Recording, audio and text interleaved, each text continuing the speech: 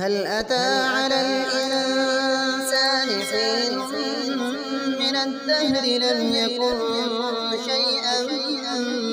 مذكورا إنا خلقنا الإنسان من نطفة أمشاج نبتليه فجعلناه سميعا بصيرا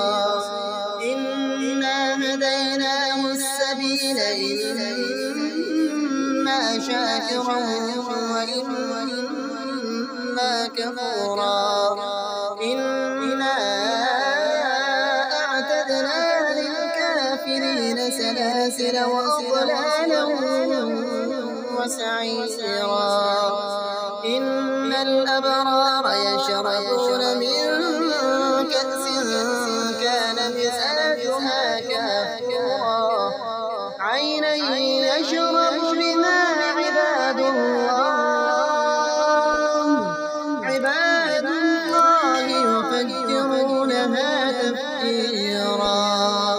يوفون بالنذر ويخافون يوما كان شره مستطيرا ويطعمون الطعام على حبه مسكينا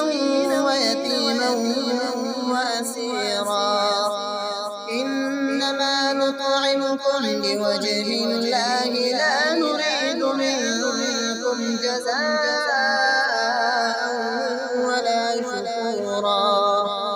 إنا نخاف من ربنا يوما عبوسا قمطريرا فوقاهم الله شر ذلك اليوم ولقاهم نضرة وسرورا